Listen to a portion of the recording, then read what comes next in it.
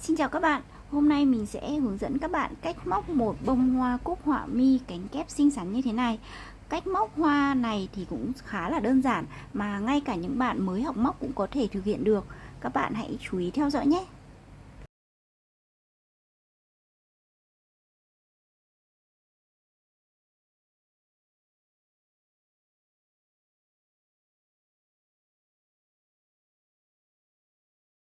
Trước tiên thì chúng ta sẽ móc phần nhụy hoa. Các bạn sử dụng len màu vàng và lên cho mình một vòng tròn ma thuật với 9 mũi móc đơn.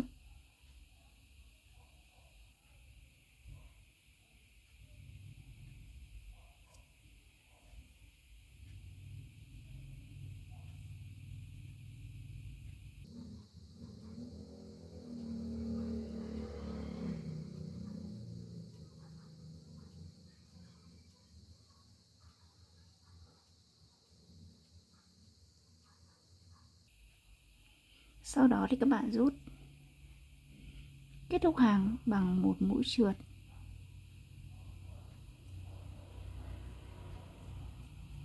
Và lên một mũi bính, rút chặt.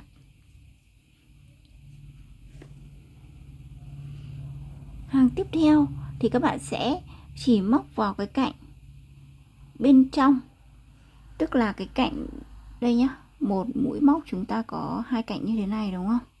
Thì các bạn chỉ móc vào cạnh này và các bạn móc cho mình như sau.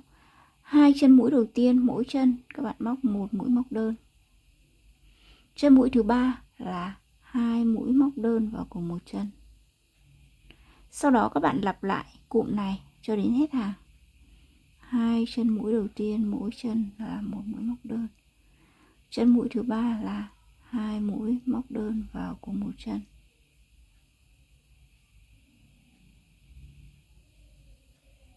Và sau khi móc xong hàng này thì tổng của hàng này sẽ có là 12 mũi nhé.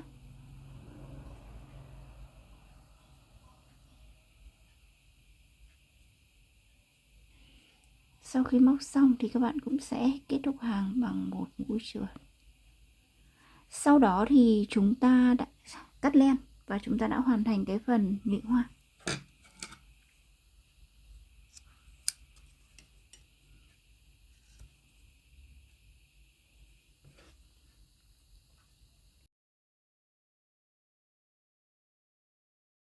Tiếp theo thì chúng ta sẽ móc phần cánh hoa. Phần cánh hoa thì chúng ta sẽ móc thành hai lớp. Phần ở lớp ngoài thì chúng ta sẽ móc vào cái cạnh này, và lớp cánh hoa phía trong chúng ta sẽ móc vào cái cạnh nó nổi trên này. Đây, trước tiên thì các bạn sẽ nối len màu trắng vào đây.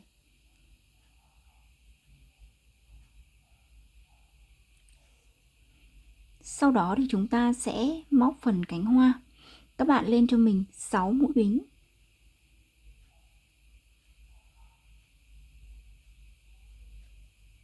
Sau đó thì các bạn quay cái sợi móc xích mà chúng ta vừa mới móc được, quay ngược lại như thế này, và chúng ta sẽ móc vào cái cạnh gồ lên như này. Bình thường thì chúng ta sẽ móc vào đây đúng không? Nhưng bây giờ chúng ta xoay như này và móc vào đây. Các bạn sẽ bắt đầu móc vào chân mũi thứ hai, 1, 2 này. Các bạn móc cho mình chân mũi đầu tiên là một mũi móc đơn. Sau đó hai chân mũi tiếp theo, mỗi chân là một mũi nửa kép.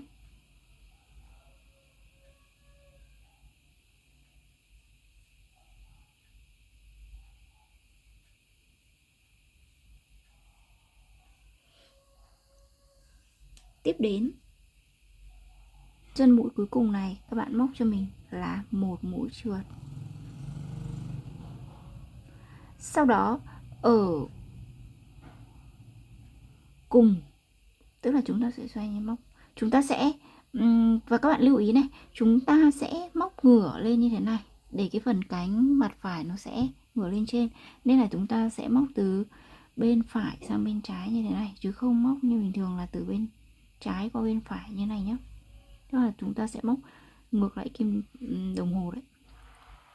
Sau đó thì ở cùng cái chân mũi mà lúc nãy chúng ta lên 6 mũi bính này này, các bạn hạ luôn vào đây một mũi trượt.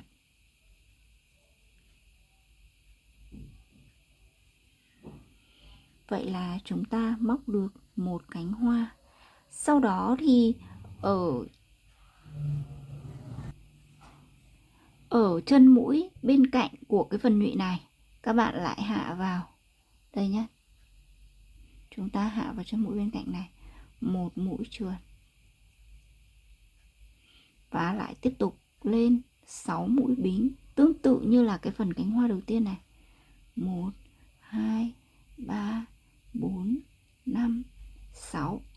Quay lại và móc vào chân mũi thứ hai, quay sợi dây xích, móc vào chân mũi thứ hai.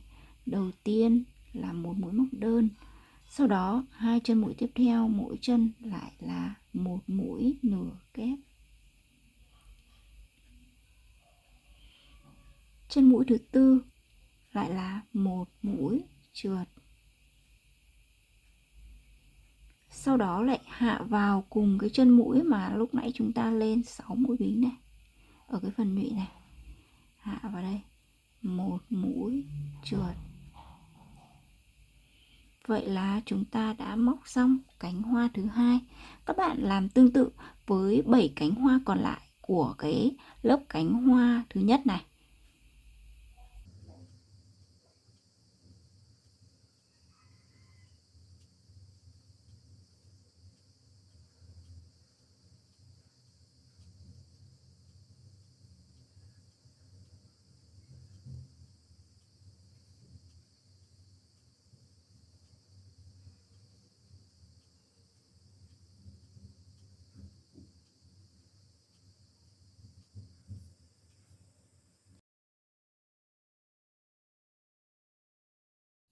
Sau khi móc xong cái lớp cánh hoa thứ nhất với tổng là 9 cánh hoa như thế này thì các bạn sẽ không cắt len nhé, mà chúng ta sẽ nối luôn ra cái phần sau để chúng ta móc cái lớp cánh hoa thứ hai. Đây, các bạn nối luôn len vào chân mũi ở phía đằng sau, nối len bằng một mũi trượt. Sau đó thì các bạn móc tương tự như là cái lớp cánh hoa thứ nhất này, tức là chúng ta cũng lên 6 mũi bính, 1 2 3 4 5 6. Sau đó thì quay lật cái sợi này lại, móc vào chân mũi thứ hai một mũi móc đơn, sau đó đến hai chân mũi tiếp theo, mỗi chân là một mũi nửa kép.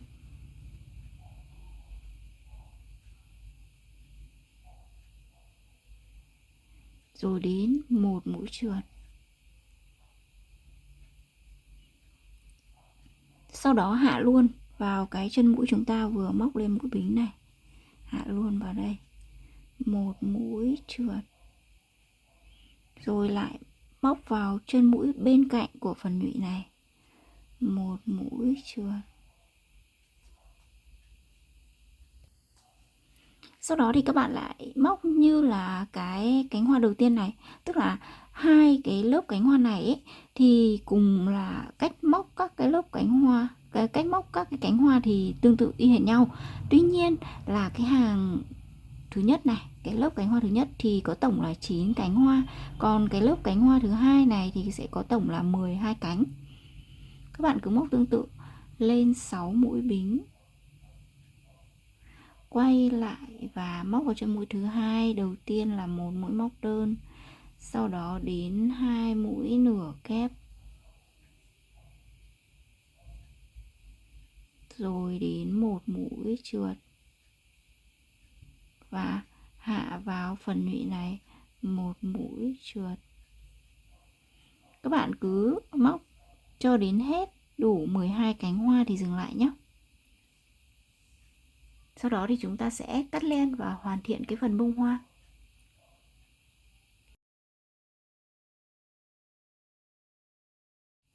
Phần đài hoa thì các bạn sử dụng len màu xanh lá cây và lên cho mình một vòng tròn ma thuật với 9 mũi móc đơn. Hai cái hàng đầu tiên này thì chúng ta móc y hệt như là cái phần nhụy, tức là hàng đầu tiên là vòng tròn ma thuật với 9 mũi móc đơn.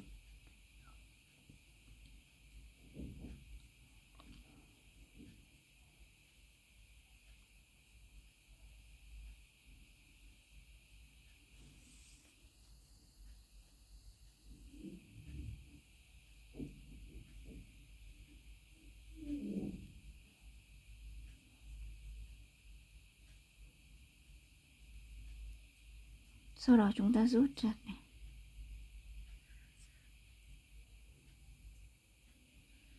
Kết thúc hàng bằng một mũi trượt và lên một mũi bính. Hàng thứ hai thì là như ở phần nhụy thì chúng ta chỉ móc vào cạnh ngoài đúng không? Cạnh trong đúng không? Thì ở cái phần đài hoa này thì chúng ta sẽ móc vào cả hai cạnh như bình thường, và chúng ta cũng móc tương tự, tức là hai chân mũi đầu tiên mỗi chân là một mũi móc đơn, chân mũi thứ ba là hai mũi móc đơn vào cùng một chân. Sau đó thì chúng ta sẽ lặp lại cái cụm này thêm 2 lần nữa. Hai chân mũi đầu tiên mỗi chân là một mũi móc đơn, chân mũi thứ ba là hai mũi móc đơn vào cùng một chân.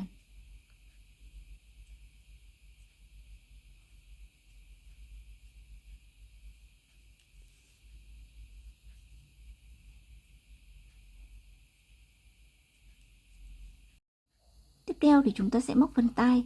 Phần tai các bạn móc cho mình như sau. Trước tiên lên 4 mũi bính. Sau đó thì chúng ta sẽ bắt đầu móc vào chân mũi thứ hai. Các bạn móc cho mình một mũi trượt. Sau đó chân mũi tiếp theo là một mũi móc đơn. Tiếp đến chân mũi cuối cùng này là một mũi nửa kép. Tiếp đến các bạn bỏ qua một chân mũi ở cái phần nhụy này và móc vào chân mũi kế tiếp một mũi trượt. Vậy là chúng ta đã móc xong một cái phần tai này.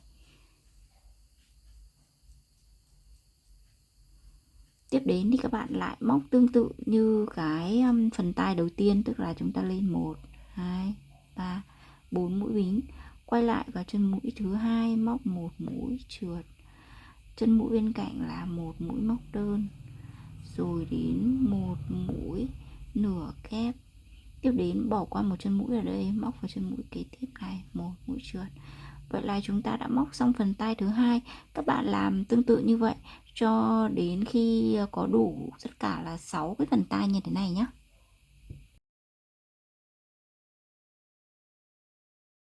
Tiếp theo thì chúng ta sẽ móc phần lá. Các bạn lại lấy len màu xanh và lên cho mình tổng cộng là 10 mũi bính. 1 2 3 4 5 6 7 8 9 10. Sau đó thì các bạn quay lại và bắt đầu móc vào chân mũi thứ hai này. Các bạn móc cho mình tất cả là 8 mũi móc đơn, mỗi mũi vào một chân. 2 3 4 5 6 7 và 8. Sau khi móc được 8 mũi móc đơn thì chúng ta sẽ còn lại một mũi cuối cùng. Thì chân mũi cuối cùng này các bạn móc vào đây 3 mũi móc đơn vào cùng một chân.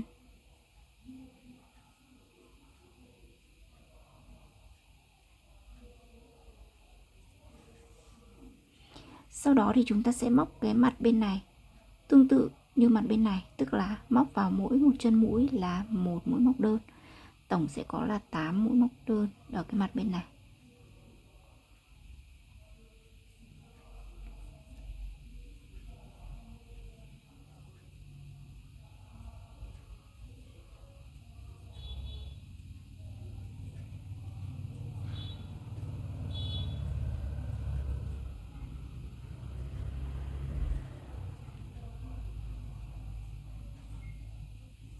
Sau khi móc xong hàng này thì các bạn cũng sẽ kết thúc hàng bằng một mũi trượt lên một mũi bính, rút chặt này. Sau đó thì các bạn chuẩn bị cho mình một sợi kẽm xi như thế này để móc kẹp vào cái phần lá ở hàng thứ hai. Hàng thứ hai thì các bạn móc cho mình hai chân mũi đầu tiên, mỗi chân là một mũi móc đơn và có kẹp cái sợi kẽm này vào.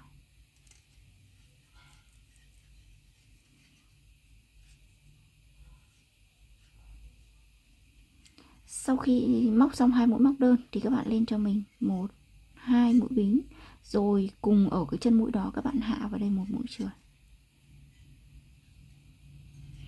Tiếp đến các bạn lại lặp lại 2 chân mũi tiếp theo, mỗi chân lại là một mũi móc đơn,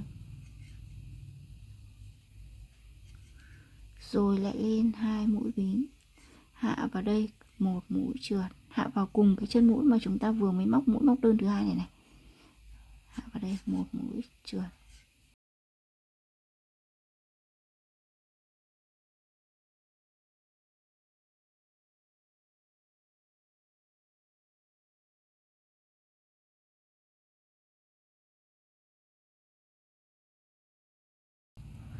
Cho đến khi đến cái phần đỉnh này này, cái phần mà lúc nãy ở cái chân mũi ở cái hàng trước ấy thì chúng ta móc 3 mũi móc đơn vào cùng một chân ấy, thì các bạn lại móc cho mình là 3 mũi móc đơn rồi mới lên 2 mũi bính.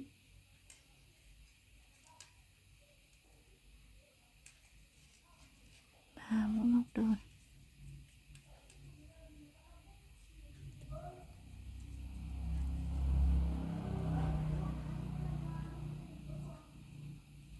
Sau đó lên 2 mũi bính, hạ vào cùng chân mũi này một mũi trượt. Sau đó ở cái mặt bên này thì các bạn lại móc là cứ 2 mũi móc đơn.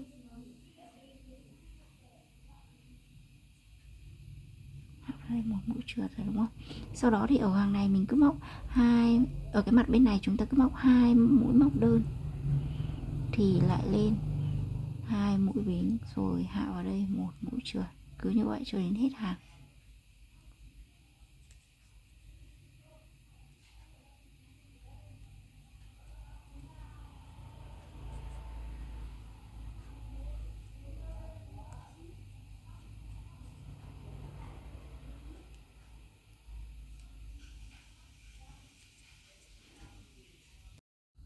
Sau đó thì các bạn cứ lặp lại cứ 2 mũi móc đơn thì lại lên 2 mũi bính, hạ cùng với chân mũi đó một mũi trượt. Cứ lặp lại như vậy cho đến hết hàng.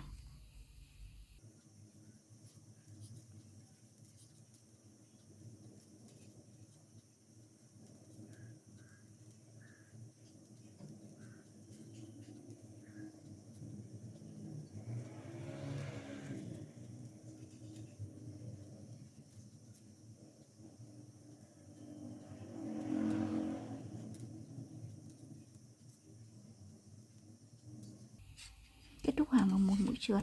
Sau đó thì các bạn sẽ cắt len và chúng ta để lại thừa một đoạn như thế này để chúng ta quấn vào cái sợi kẽm này, quấn len vào cái sợi kẽm này nhé.